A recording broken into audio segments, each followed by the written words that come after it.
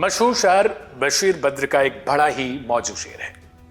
मुसाफिर हैं हम भी, मुसाफिर हो तुम भी, किसी मोड़ पर फिर मुलाकात होगी।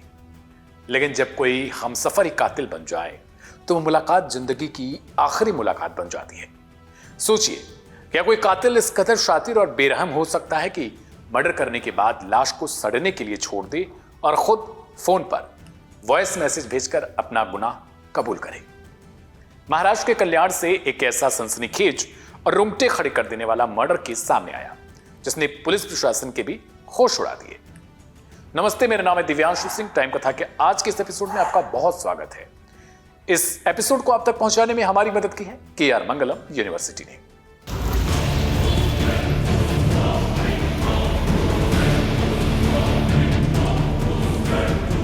महाराष्ट्र के कल्याण के किराए के फ्लैट के वॉशरूम में 37 साल के एक शख्स की बेरहमी से हत्या कर उसका शव बोरे में बंद कर दिया गया था।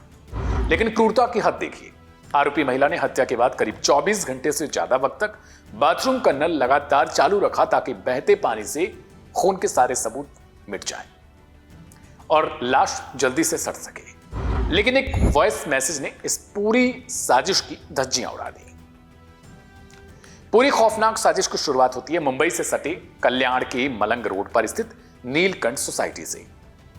बीते कुछ दिनों से सोसाइटी के लोगों को एक बंद फ्लैट से अजीब सी और बेहद तेज बदबू आ रही थी।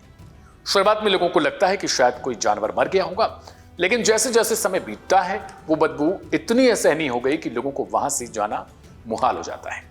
घबराकर सोसाइटी के जो पदाधिकारी हैं उन्होंने इसकी सूचना तुरंत स्थानीय मानपाड़ा जो पुलिस है उसको दे दिया।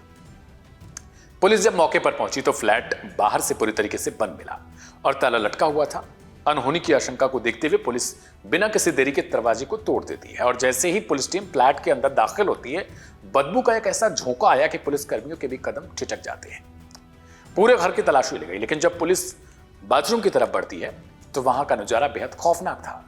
बाथरूम के कोने में प्लास्टिक का एक बड़ा बोरा रखा हुआ था जिससे खून जो है वो सना हुआ मिला, पानी रिस रहा था। जब पुलिस ने उस बोरे को खोला तो उसके भीतर एक शख्स की सड़ी गली लाश बरामद की गई जिसकी पहचान 37 साल के हमीदुल्लाह इस्लाम के रूप में की गई। लाश इतनी बुरी तरीके से सड़ चुकी थी कि पुलिस को तुरंत क्राइम ब्रांच और फॉरेंसिक एक्सपर्ट की टीम को मौके पर ही बुलाना पड़ जाता है। शुरुआती जांच और डॉक्टरों की रिपोर्ट सामने आई कि हमीदुल्लाह इस्लाम की हत्या किसी बेहद धारदार भारी हथियार से सिर और गर्दन पर वार करके की गई होगी। लेकिन इस मर्डर में सबसे हैरान करने वाली बात थी कि कातिल की चालाकी। जांच अधिकारियों के मुताबिक हत्या के बाद शव को बोरे में बंद करके बाथरूम में ही छिपाया गया और कातिल ने जानबूझकर बाथरूम का नल पूरी तरीके से खोल दिया। कातिल की सोच यह थी कि 24 घंटे लगातार जब पानी बहेगा, फर्श पर गिरेगा तो जो फैला हुआ खून है वो बड़ी ही आसानी के साथ बह जाएगा। उसने ये भी सोचा था कि पैरों के जो निशान हैं, फिंगरप्रिंट्स हैं, ये तमाम चीजें फॉरेंसिक सबूत के लिए धुल जाएंगी। साथ ही पानी की जो नमी है उसके कारण शव बहुत तेजी से सड़ सकता है, जिससे मौत के सही वक्त समय का अंदाजा जो है सटीक तरीके से लगा पाना नामुमकिन हो जाएगा। यह पूरी साजिश किसी थ्रिलर फिल्म की तरह आपको लग रही होगी। इस पूरे मामले पर पुलिस का क्या कुछ कहना है, सबसे पहले वो सुनिए कि तफ्तीश आखिर कैसे आगे बढ़ती है, फिर आपको आगे की कहानी बताते हैं।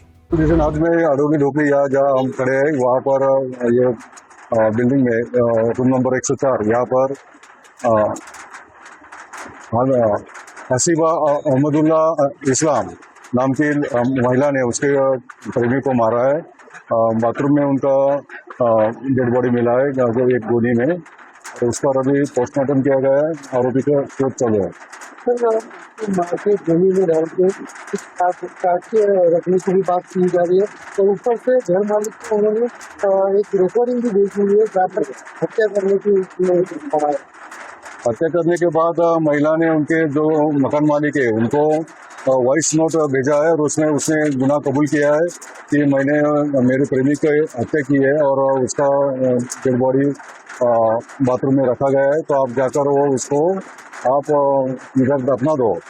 तो घर मालिक ने ये बात पुलिस को बताया और पुलिस ने यहाँ पर आकर देखा तो बाथरूम में एक गोदी में डेड बॉडी लिपटी हुई थी और वो अभी पोस्टमार्टम के लिए भेजा गया। पोस्टमार्टम हुआ उस पर और अभी का शोध चालू है। क्या बोलते हैं? कितने सालों से रहते थे यहाँ? अभी वो 2.5 महीने से रह रहे थे और उससे पहले उसका जो ये जो महिला है इसका पति 2 साल रह चुका है इस एरिया में। पुलिस अभी तफ्तीश कर रही है, इसमें डिटेल सब निकाल रहे हैं और जल्दी हम आरोपी जो मुख्य आरोपी महिला उसको अरेस्ट करने वाले हैं। जैसा कि पुलिस ने बताया, इस अंधेरे कत्ल की गुत्थी सुलझाने में सबसे बड़ा हथियार बनता है एक वॉइस मैसेज। दरअसल कत्ल करने के बाद जब आरोपी महिला हसीबा वहां से फरार होती है तो उसने फ्लैट के मालिक को मोबाइल पर ही एक वॉइस नोट भेजा था।